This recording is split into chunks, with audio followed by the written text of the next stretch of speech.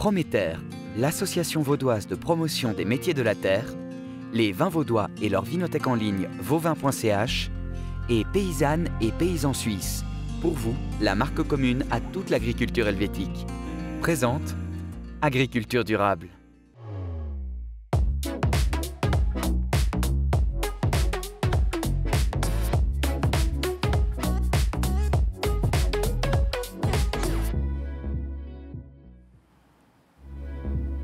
Bonjour à toutes et tous et bienvenue dans ce nouveau numéro d'Agriculture durable. Une nouvelle saison qui démarre aujourd'hui. On est très heureux de vous accueillir avec cette émission qui s'intéresse donc aux enjeux de l'agriculture du 21e siècle. Mais ça, vous le savez, et une toute nouvelle rubrique qui débarque en fin d'émission. Mais le sommaire tout d'abord avec notre dossier du mois. On s'intéresse aujourd'hui à la protection des eaux. Quels sont les défis auxquels les eaux romandes sont confrontées? Ce sera l'enjeu de ces discussions du jour. Et puis notre chiffre déchiffré va s'intéresser, lui, à la position de la viande dans la pyramide alimentaire. Et on s'intéressera dans le sujet filière au parcours du chasselas non filtré du côté de Neuchâtel. Et puis finalement, notre toute nouvelle rubrique, le rendez-vous agriculture au pluriel, avec chaque mois un nouvel invité. Voilà, vous savez tout. Il est temps maintenant d'aller retrouver nos invités du jour.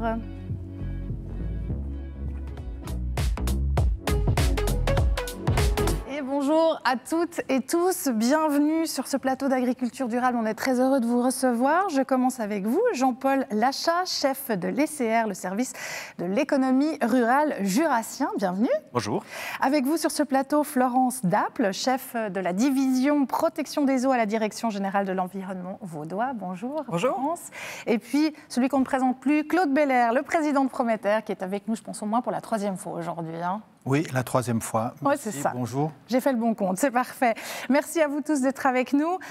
Claude, je vais m'adresser d'entrée de jeu à vous parce qu'il y a une nouveauté. Aujourd'hui, c'est important, j'ai parlé d'une nouvelle rubrique, mais pas que.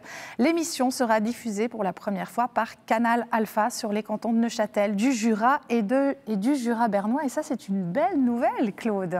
C'est pas une belle nouvelle, c'est formidable.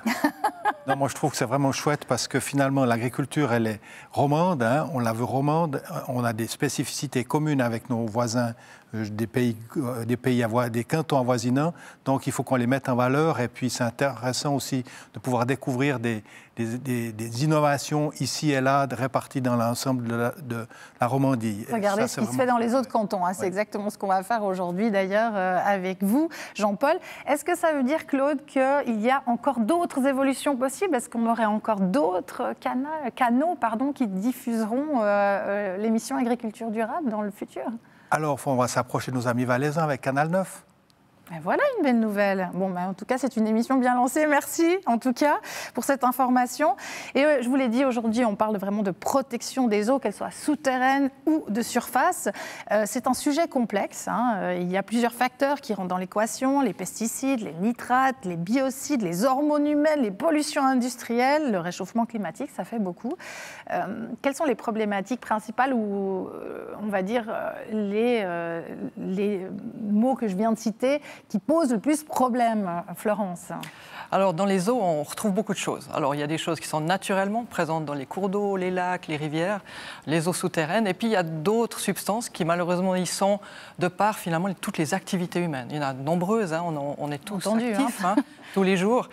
Donc, voilà, il y a plusieurs sources possibles entre, dans les villes, les rejets urbains, la consommation, effectivement, dans les stations d'épuration, l'industrie, l'agriculture également.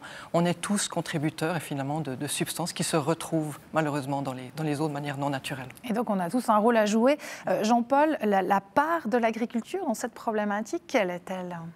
Alors, la part de l'agriculture, elle consiste à l'utilisation de produits d'intrants qui peuvent avoir effectivement des effets sur l'environnement puis qui peuvent se retrouver dans la rivière, dans les eaux de surface. Et pour cela, les agriculteurs ont pris différentes mesures ces dernières années. C'est un thème qui a vraiment été creuser pour trouver des solutions. Alors on a eu toutes ces polémiques autour d'une initiative, mais malgré tout, il y avait déjà des initiatives qui étaient faites par les agriculteurs pour diminuer l'utilisation de ces intrants qui peuvent se retrouver dans les rivières. Et dans les intrants, il n'y a pas que les produits phytosanitaires, il y a naturellement aussi les engrais de ferme qu'on utilise. Et puis là, il y a vraiment une sacrée évolution en 10 ans dans l'utilisation de ces engrais de ferme, donc c'est les fumiers, les purins, issus de la détention des animaux, qu'on épand, qu'on utilise. Hein. C'est pas un produit, c'est pas un déchet. Non, il y a une utilisation, bien une sûr. vraie utilisation pour nourrir le sol, pour nourrir les plantes, puis assurer à la fin la production de biens alimentaires. Ça, il ne faut jamais l'oublier. On produit de la viande, mais on a aussi des engrais de ferme qui permettent de produire d'autres biens alimentaires d'origine végétale.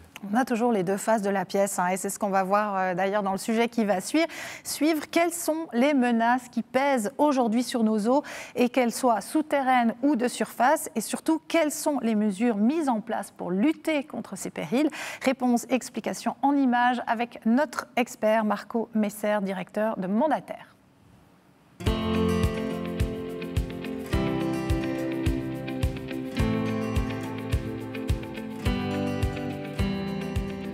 Dans le domaine des eaux, on distingue les eaux souterraines et les eaux de surface. Les eaux souterraines, en fait, ce sont les eaux qui sont en profondeur et qui représentent une importante réserve. Il faut savoir qu'il y a 70 à 80% de notre eau potable qui provient en fait de cette source-là.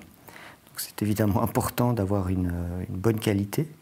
Et puis les eaux de surface, ce sont toutes les étendues d'eau à l'air libre. Donc les cours d'eau, les lacs, ce sont des milieux extrêmement riches, très diversifiés, tant au niveau de la flore que de la faune. Par contre, ce sont des milieux sensibles qui peuvent être menacés par des pollutions, parfois aussi par le réchauffement climatique. La température de l'eau en été dans certains cours d'eau augmente parfois et menace en fait la vie aquatique.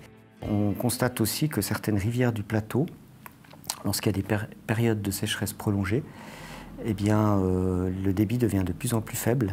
Et puis ça, c'est aussi une menace pour ces cours d'eau.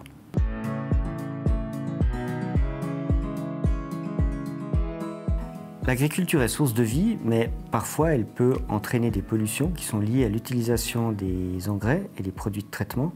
Donc c'est herbicides, insecticides et fongicides. Ces pollutions, quand elles surviennent, elles peuvent impacter la qualité des eaux souterraines, qui sont donc utilisées comme eau de boisson, et aussi parfois la qualité des eaux de surface. Et ça va menacer la vie aquatique. Je prends un exemple, on voit souvent la prolifération d'algues. Ça, c'est lié par exemple à une trop forte présence de phosphore. Et puis quand il y a beaucoup d'algues, il y a moins d'oxygène dans l'eau. Et ça met en péril par exemple la vie des poissons. Pour préserver la qualité des eaux souterraines, il y a plusieurs mesures qui sont mises en place. D'abord les projets nitrates, dont l'objectif en fait est d'abaisser la concentration en nitrate dans l'eau. La principale mesure dans le cadre de ces projets, c'est de convertir les cultures annuelles en herbage permanent. Et puis on travaille toujours à l'échelle d'un périmètre qui est l'aire d'alimentation de la réserve en eau souterraine. Et dans ce périmètre, on va demander aux agriculteurs justement de convertir ces surfaces. À côté des projets nitrates, on a aussi un ensemble de mesures qui visent à réduire en fait l'utilisation de produits phytosanitaires. On peut par exemple renoncer totalement aux herbicides en pratiquant le désherbage mécanique. On peut combiner le traitement, par exemple herbicide sur le rang avec le désherbage mécanique dans l'interligne. Ou bien on peut aussi substituer un produit par un autre avec un meilleur profil écotoxicologique. Dans le domaine des eaux de surface, il y a aussi plusieurs mesures qui sont mises en place. Des mesures pour limiter la dérive, donc le transport de substances dans les gouttelettes au moment du traitement, en utilisant par exemple des buses à injection d'air, c'est un procédé technologique. Des mesures pour limiter le ruissellement, la mise en place par exemple de bandes herbeuses dans des endroits sensibles. Et puis on est aussi très attentif quand on fait le remplissage et le lavage des pulvérisateurs. De plus en plus maintenant, il y a des systèmes de récupération des eaux qui sont mis en place.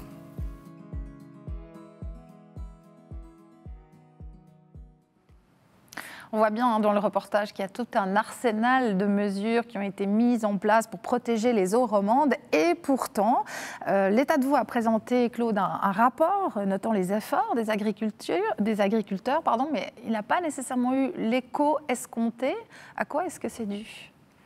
Alors le rapport, ma voisine de droite pourra nous en parler plus en détail tout à l'heure, mais je crois que par rapport à ce qu'on vient d'entendre, il y a un élément qui est extrêmement important qu'on doit peut-être aussi mettre en évidence, c'est le fait qu'il y a une très grande résilience au moment où il y a l'application d'un produit et jusqu'à ce qu'il soit dans les eaux de surface ou dans les eaux souterraines. Et puis ce qui se passe, c'est que la technique agricole, elle est faite en complète évolution avec la météo, avec le vent, la pluie, les orages potentiels. Et puis ça, c'est des éléments qui sont extrêmement importants. On connaît la technique. Cette technique, elle évolue avec des connaissances qui sont toujours plus affinées. On sait que maintenant, certains produits percolent. On sait que d'autres sont transformés par le sol et puis qui disparaissent. Ça, c'est des produits qui nous sont à nous intéressants parce que c'est des produits qu'on ne retrouve pas dans les eaux. Et puis, il y a des matières actives qui ont été retirées parce qu'elles sont trop dangereuses. Et tout ça, c'est des choses qui se découvrent au fur et à mesure que le temps coule. Et puis, ce qui se passe, c'est que nous, on aimerait bien pouvoir passer à un moment donné, dire on a utilisé un produit qui ne nous a pas convenu, et puis qu'on a découvert qu'il ne nous convient plus, puis d'arrêter d'un jour à l'autre. Mais après, dès l'instant où il a été mis sur une culture, et bien jusqu'à ce qu'il ait complètement disparu, il y a une rémanence qui est extrêmement longue. Et puis ça, c'est des fois compliqué à expliquer. Et puis c'est pas... on a toujours travaillé selon les techniques en cours. Et puis les techniques en cours, comme elles évoluent très rapidement, on doit comprendre que l'agriculture, elle fait des gros efforts, mais qu'on ne peut pas éteindre, allumer la lumière comme on le souhaite. Oui, c'est pas on-off. Florence, alors justement, ce rapport, vous l'avez avec vous. Comment ça se fait qu'il n'ait pas eu plus d'écho? Est-ce qu'on a mal expliqué? Alors ces deux rapports sont conséquents. Il y a beaucoup de données, beaucoup d'informations sur la qualité des eaux superficielles et souterraines. Un bilan de 5 ans, c'est massif. Donc je pense aussi pour les médias. Un peu indigeste. Pas indigeste, c'est très intéressant à lire. Mais il faut le digérer, il faut l'analyser. Et puis peut-être ça viendra dans les semaines ou les mois qui viennent, peut-être avec plus de sollicitations de médias, par exemple. Mais est-ce qu'il y a, à votre avis, une problématique de communication avec les médias? C'est peut-être aussi votre point de vue qui nous intéresse, Jean-Paul. D'abord, je prends Florence. Alors, je ne pense pas. Donc, nous, on est toujours ouverts, effectivement. Nous, on va aussi réfléchir peut-être à des capsules, peut-être plus dynamiques, peut-être médias sociaux, pour avoir d'autres relais, ou passer le message peut-être plus directement au niveau de la population, notamment pour la sensibiliser. Jean-Paul. C'est un vrai souci de communiquer correctement, parce qu'en fait, on est dans une thématique qui fait peur facilement aux citoyens. Donc, entre ce qu'on dit et ce qui est interprété, il faut être extrêmement prudent. Et c'est peut-être aussi pour ça que parfois, on a de la peine, l'agriculture, à communiquer sur ces sujets-là. Par contre, on a eu une question de cet ordre-là, de pollution en Ajoie, canton du Jura, où on avait une matière active qui s'appelle le nicosulfuron, qui a des propriétés très toxiques si elle se retrouve dans les eaux souterraines, dans les eaux sur surface, dans les ruisseaux. Et puis, on a constaté qu'avec des sols karstiques, ça allait trop vite. Certaines années, Claude en a parlé tout à l'heure, lorsqu'on est confronté à des précipitations, puis qu'il fallait peut-être remettre en cause l'utilisation de cette matière active juste dans une partie du territoire. Sur une zone. Donc on a été faire des analyses, on est allé voir ce que les agriculteurs utilisaient. Ils ont tous été collaborants. Ils ont tous dit, voilà, on l'a utilisé dans tel et tel champ. Ensuite de quoi, on a dit, oui, il y a un produit alternatif qui existe.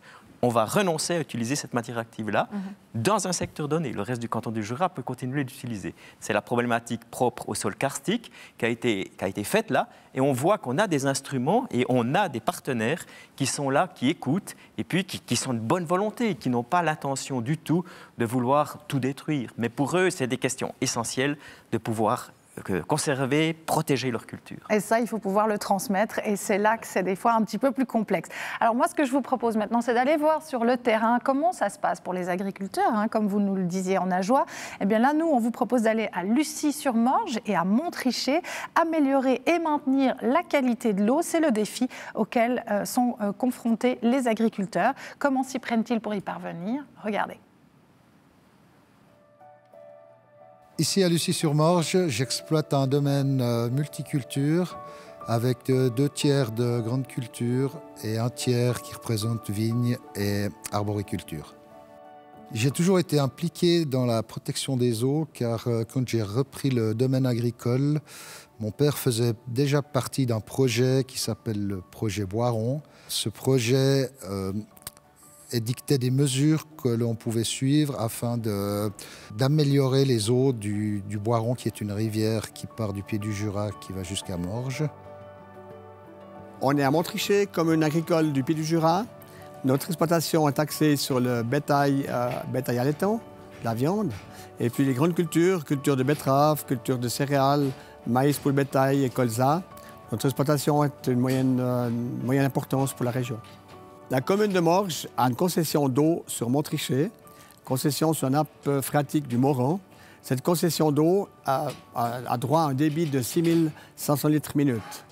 Il y a à peu près 25 ans, dans les années 2000, la commune de Morges s'est rapprochée des exploitations de la commune de Montrichet pour améliorer la qualité de l'eau. Quand je parle d'amélioration de la qualité, c'est d'abaisser le taux de nitrate dans l'eau. Et ce taux de nitrate a passé à peu près de 40 mg à 20 aujourd'hui.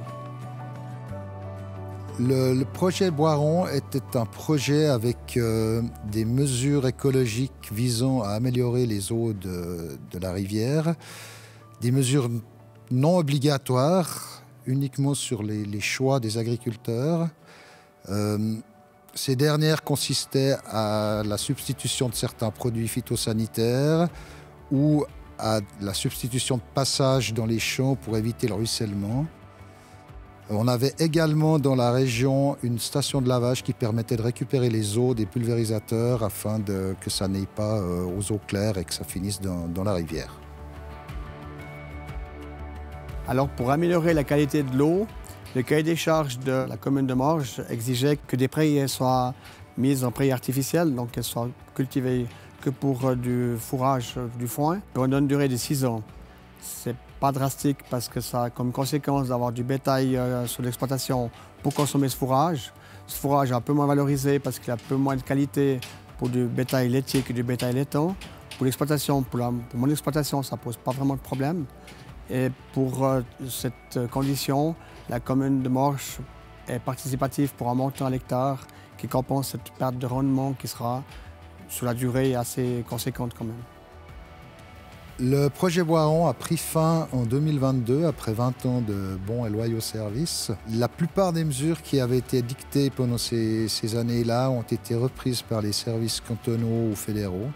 Ensuite, les agriculteurs ont repris cette station épuwash de Denon qui sert à nettoyer les pulvérisateurs agricoles, viticoles et arboricoles. Cette station hyper performante permet de 1 de limiter les points d'impact de pollution et de 2 permet aux agriculteurs d'éviter de construire chacun la leur dans leur exploitation. Pour une durabilité de la qualité d'eau qu'on a réussi à obtenir aujourd'hui par ces conventions avec la commune de Morges, il serait souhaitable de maintenir les primes reçues pour le travail effectué du côté de l'agriculture.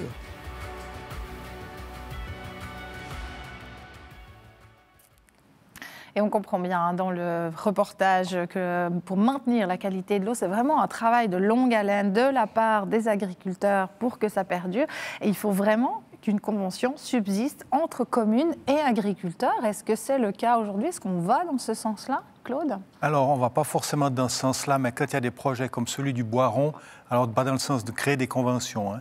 Mais quand on a le projet comme celui du Boiron, on fait des essais pendant longtemps, on teste des mesures, et puis après, dès l'instant où les mesures sont testées, après elles deviennent dans les bonnes pratiques agricoles. Elles passent du statut d'essai au stade de bonne pratique. Et puis alors effectivement, certaines mesures, elles sont contraignantes parce qu'on va modifier la structure des exploitations. Donc là, il faut qu'il y ait des soutiens qui continuent de perdurer. Mais il y a toujours une très bonne relation qui se fait entre les communes et les agriculteurs et surtout la volonté de faire en sorte qu'on ait un impact le plus modéré sur l'écosystème, tout en sachant que l'agriculture, elle a quand même un objectif indispensable qui est de nourrir la population. Bien sûr. Alors, un des agriculteurs disait qu'il faudrait maintenir les primes proposées par les communes. Comment ça se passe dans le canton du Jura et avec quel système vous fonctionnez? Alors, dans le canton du Jura, on n'a pas ce genre de dispositif. Par contre, le Jura est, à ma connaissance, un des premiers cantons qui a mis en place l'espace cours d'eau. Donc, c'est un espace sur lequel on ne peut plus cultiver que des prairies extensives ou des surfaces de compensation écologique. Donc, aucun engrais, aucun produit phytosanitaire dans ces espaces qui ont été délimités à un moment donné en fonction de la largeur du cours d'eau.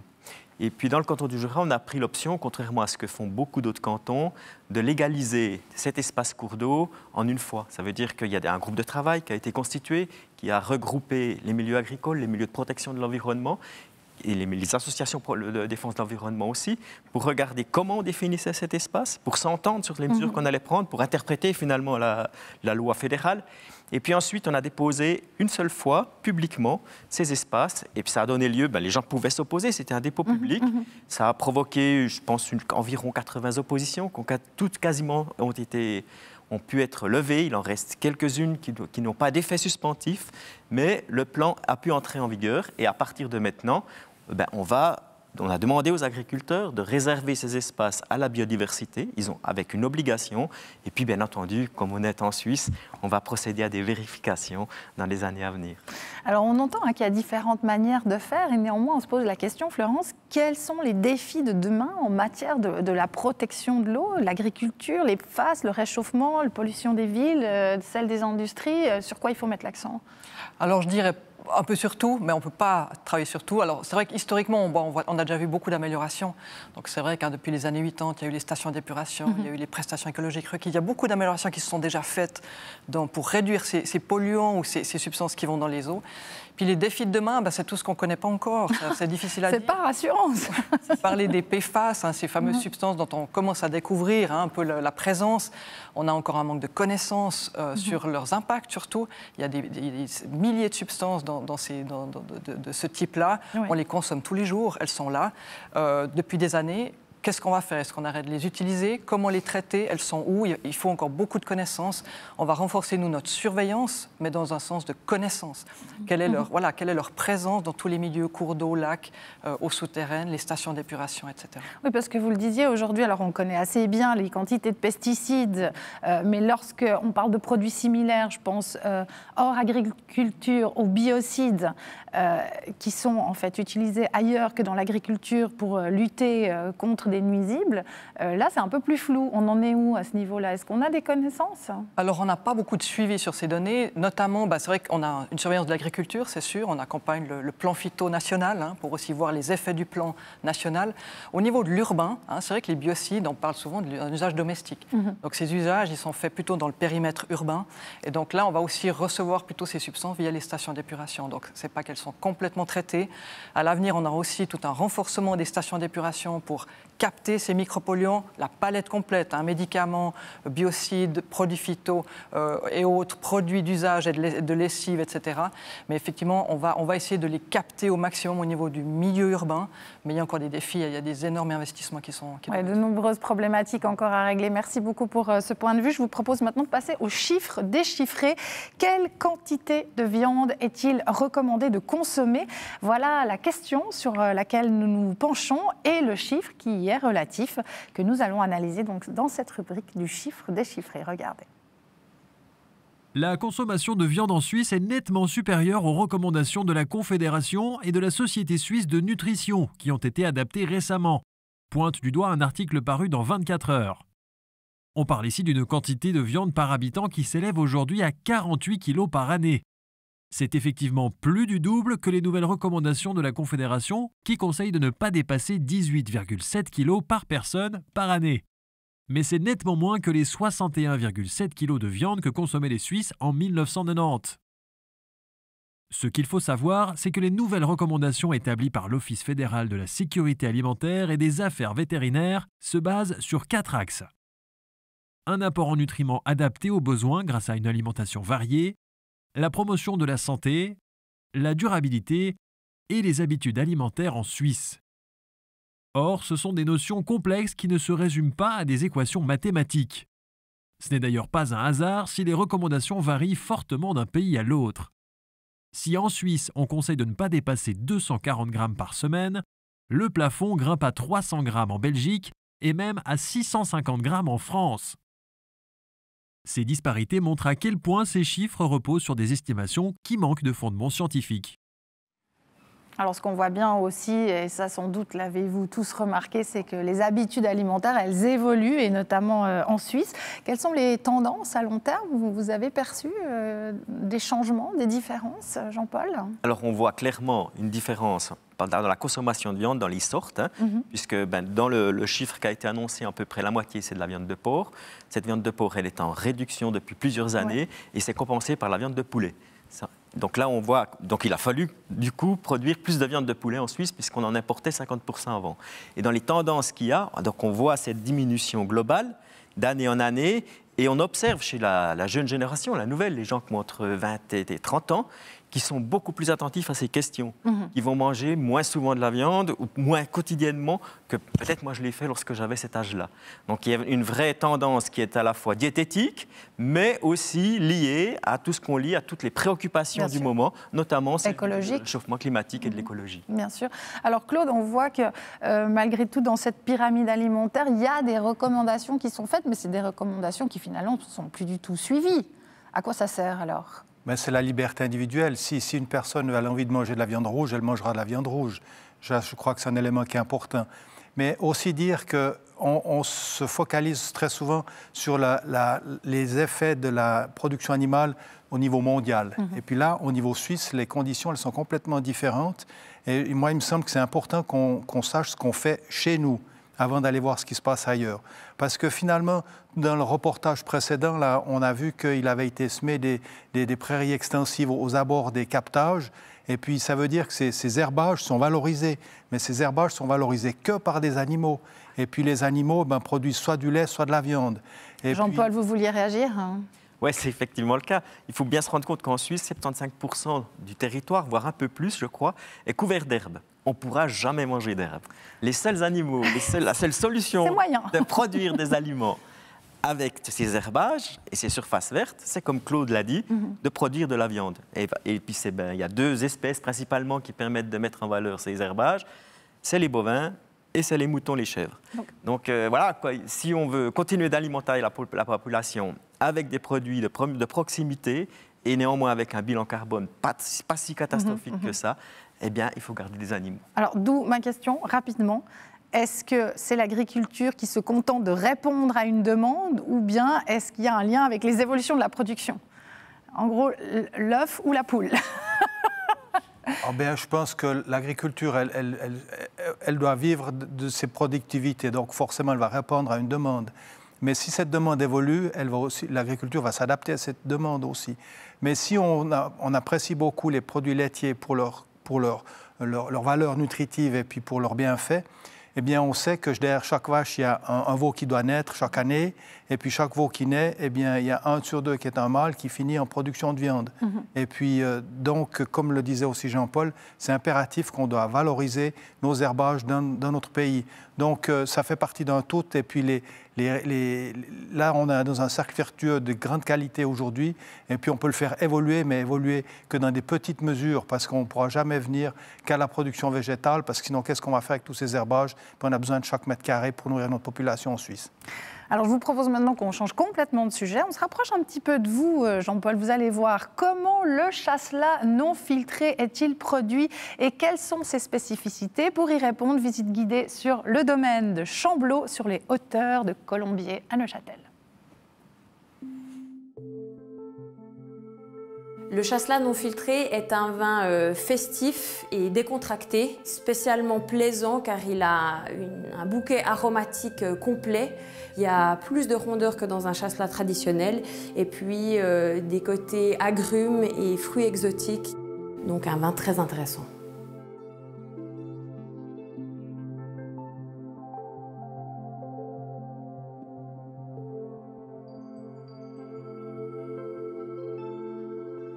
On est au domaine de Chambleau, qui est un domaine viticole à Neuchâtel, sur les hauteurs de Colombier. On y cultive 20 hectares de vignes biologiques, avec principalement du pinot noir, mais aussi du chasselas, qui nous permet de produire le non filtré. Donc le non filtré, c'est un vin blanc qui est issu du cépage chasselas, qui est le cépage emblématique suisse. Et puis c'est un vin qu'on cherche à déguster trouble. Et en fait, pourquoi est-ce qu'il est trouble? C'est parce qu'il contient en lui des lies. Et les lies, c'est les levures. Une fois qu'elles ont terminé la fermentation alcoolique, elles se déposent au fond de la cuve. Et pour ce vin-là, on les garde dans la bouteille.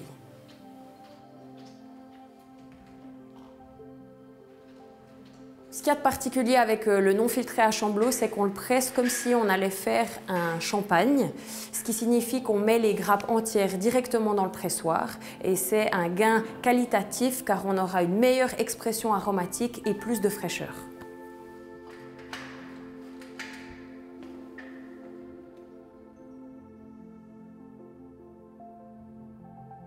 Comme son nom l'indique, il n'est pas filtré. Et ça, finalement, c'est un processus de vinification assez ancestral. À l'époque, on ne filtrait pas du tout les vins et on l'a remis au goût du jour à travers cette cuvée-là. C'est un vin qui est vraiment issu dans la tradition viticole neuchâteloise et il y a une jolie histoire qui se raconte sur son origine. Ce serait qu'il y a 50 ans, suite à une période de disette dans les vins blancs de la région de Neuchâtel, un jeune futur marié aurait souhaité du vin blanc pour son mariage et il est allé voir son vigneron qui n'avait aucun vin blanc en bouteille. Donc il a dégusté le vin trouble directement à la cuve, il a trouvé ça super et le non filtré est né comme ça.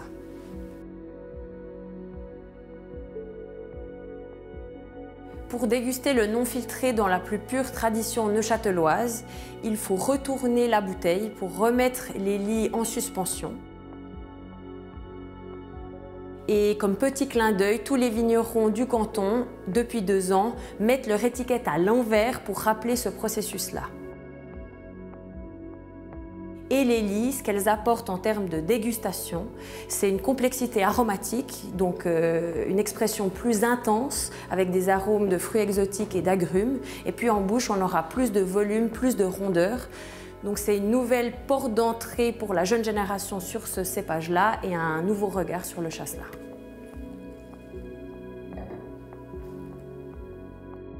Le non filtré est empreint d'un paradoxe, c'est quand il est très vite mis en bouteille et mis en vente sur le marché, il est dégusté dans sa jeunesse, mais en fait finalement il se garde extrêmement bien, car les lits qu'il contient l'aident à se protéger de l'oxygène et donc améliorent son potentiel de vieillissement.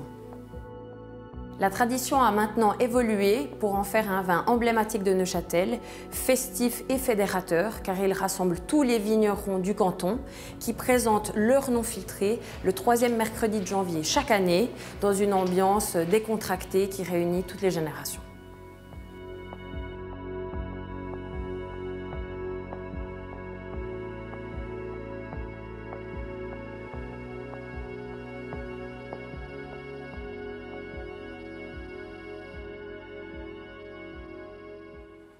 Le vin non filtré qui a vraiment des caractéristiques propres. Est-ce que vous avez déjà goûté, Jean-Paul? Oui, j'ai déjà goûté. Comme la plupart des Suisses, je suis très amateur de chasselas. Celui-ci a une particularité vraiment intéressante. Dans le canton du Jura, on est un secteur viticole qui est vraiment anecdotique puisqu'on n'a que 18 hectares. C'est peut-être un domaine qui va évoluer avec le réchauffement climatique. Peut-être que dans quelques années, on aura aussi du non filtré. On viendra goûter, on viendra déguster. Est-ce que c'est un secteur qui est en train de se développer, qui a une importance, Claude, ou est-ce qu'on est encore sur un produit de niche? On en est où exactement avec ce non filtré dans le canton de Neuchâtel? Alors, c'est, me semble-t-il, encore un produit de niche, mais un produit de niche qui amène une certaine diversité, parce que finalement, on a les appellations, les cépages, maintenant le non filtré, ça amène une diversité, puis le consommateur peut choisir là-dedans, même si ça fait beaucoup d'éléments à choix, mais tout d'un coup, un consommateur va dire « Ah, bah, tiens, ça, c'est un truc qui me plaît ». Et puis, je trouve que l'étiquette tournée à l'envers... Alors ça, c'est un point justement qui est vraiment spécifique à ce vin-là. Moi, je n'avais jamais entendu parler de ça. Vous avez réussi à fédérer tous les vignerons, enfin vous, pas vous Claude, mais il y a l'association des vignerons qui s'est dit « Ok, on va tous faire ça et mettre cette étiquette à l'envers ». Qu'est-ce que ça représente? Ça représente, à mon avis, une grande force et puis déjà une volonté de vouloir collaborer. Parce que finalement, l'étiquette à l'envers, ça veut dire c'est toute une région qui se met... qui s'aligne et puis qui sont d'accord de faire un élément particulier ou une production particulière, tout en gardant la spécificité des sols de chaque terroir qui peuvent être d'un vallon à l'autre ou d'un coteau à l'autre. Et ça, je trouve que c'est juste génial. Et puis ça laisse de la diversité et puis c'est proche de chez nous en plus. Oh, oui, alors ça c'est bien, du coup on peut tous aller goûter, c'est ce qu'on disait. Donc pour vous, c'est plutôt enrichir la diversité et c'est pas de la confusion, pas le fait d'avoir l'étiquette à l'envers, mais la promotion des vignobles qui se fait en fonction des régions de manière un peu différente. Si je pense au Valais, bon, si je pense à Jura, ou au Jura où c'est un peu plus anecdotique apparemment, Canton de Vaud, est-ce que c'est pas pour le consommateur un peu compliqué au final de s'y retrouver? Alors bien sûr que ça peut être un peu compliqué, mais qu'est-ce qui est simple aujourd'hui? Et puis, dès l'instant où on a la volonté, tout d'un coup, il y a des gens qui vont se dire, tiens, moi, je veux déguster un produit comme celui-là. Puis après, si ce produit lui a plu, tout d'un coup, il va chercher à savoir pourquoi l'étiquette est tournée à l'envers. Il y a toute une philosophie là autour. Il y a toute une histoire. Et puis, c'est toujours raconter une histoire qui est importante dans un élément comme celui-là. Très bien. Alors maintenant, je vous propose qu'on passe à notre toute dernière rubrique de l'émission, la petite nouvelle. À l'occasion des 30 ans de Prométer, l'association vaudoise de promotion des métiers de la terre va soutenir Culture paysanne, un ouvrage à paraître en automne 2025 sur l'histoire de l'agriculture dans le canton de Vaud. Et chaque mois, nous présenterons dans cette émission l'auteur de l'un des 30 textes qui composent cet ouvrage, initié par la Société vaudoise d'histoire et d'archéologie. Et aujourd'hui, nous avons le grand plaisir de vous accueillir, vous ouvrez les feux, Jean-Luc Kissling, ancien secrétaire général de Prométer. Bonjour. Bonjour à tous. Voilà, vous avez rédigé donc un chapitre de culture paysanne qui s'intitule « Paysans, quel métier ?» au pluriel. Les agriculteurs vaudois et leur organisation professionnelle qui s'intéressent donc aux évolutions des structures agricoles vaudoises qui ont fusionné en 1995 pour donner naissance à Prométer. Là aussi, c'est une belle histoire qu'on raconte. Alors, Prométer fête ses 30 ans cette année, je l'ai dit. En quoi cette association est-elle différente des chambres d'agriculture dans les autres cantons ? Elle est différente parce qu'elle regroupe en fait les activités de promotion de la profession, de défense des intérêts de l'agriculture, avec la fourniture des services et conseils individuels aux exploitants.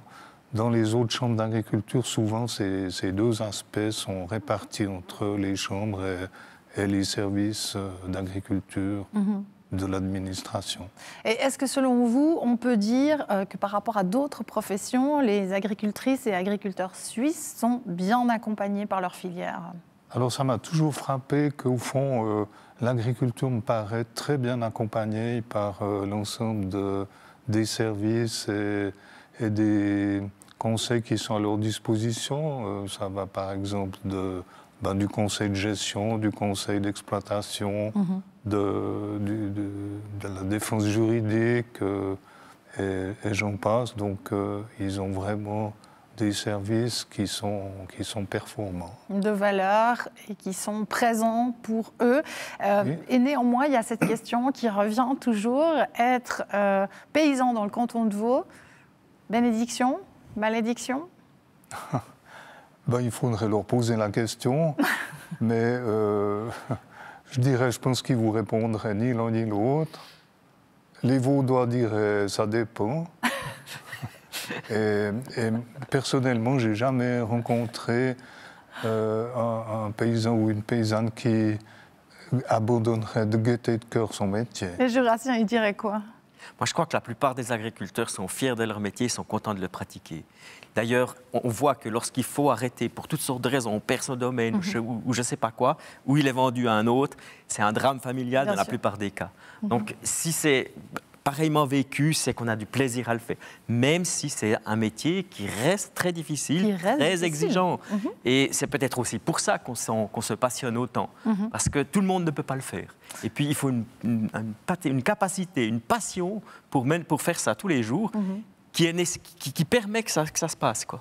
Alors, c'est vrai que c'est un métier difficile et on le voit, depuis quelques années, quelques mois, on a un vrai mécontentement de la base paysanne avec plusieurs manifestations qui se sont faites, la révolte agricole. Je lisais encore l'autre jour les fourches de la colère depuis le week-end dernier, car les paysans estiment que leurs revendications ne sont toujours pas entendues. Alors, qu'est-ce qu'il faut faire pour bien faire, Jean-Luc ? Si j'avais la recette, je l'aurais donnée déjà depuis longtemps. Non, mais je pense qu'il y a une des revendications des agriculteurs mécontents qui concerne la surcharge administrative. Bien sûr. dans ce domaine-là, je pense que les organisations professionnelles ont peut-être un rôle à jouer. Enfin, elles le jouent, disons, dans la mesure du possible, mais je pense qu'il y a encore à simplifier. En revanche, la revendication principale qui a trait aux revenus, donc ça veut dire toutes les démarches sur les prix des produits agricoles, les marges des distributeurs, des transformateurs. Là, on a quand même un contexte qui est extrêmement contraignant. Sur le plan mondial, Jean-Luc, on va devoir conclure. On arrive à la fin de l'émission, donc peut-être en une phrase si vous arrivez. Les multinationales qui contrôlent les semences, les poussins, par exemple, pour l'élevage des poulets, les phytosanitaires, sont extrêmement puissantes et l'agriculture est face à des contraintes énormes. 2 poids, 2 mesures, hein, c'est souvent ce qu'on ressent un peu. Merci beaucoup Jean-Luc d'être venu nous trouver, d'avoir ouvert les feux de cette nouvelle rubrique, le rendez-vous agriculture au pluriel. À vous préciser encore que Prométer sera présent dans le cadre du 30e anniversaire au comptoir du Nord-Vaudois qui aura lieu du 28 avril au 6 mars à Yverdon. Merci à vous tous d'être... Du 28 mars au 6 avril, je pense que c'est ça. Oui, c'est vrai que ça marche mieux. Merci Claude. Merci à tous d'avoir été présents aujourd'hui avec nous et d'avoir présenté vos différents points de vue et à vous de nous avoir suivis. Et on vous donne bien sûr rendez-vous le mois prochain pour un nouveau numéro d'Agriculture durable qui parlera de greffage dans la vigne et en arboriculture. Merci beaucoup. Au revoir.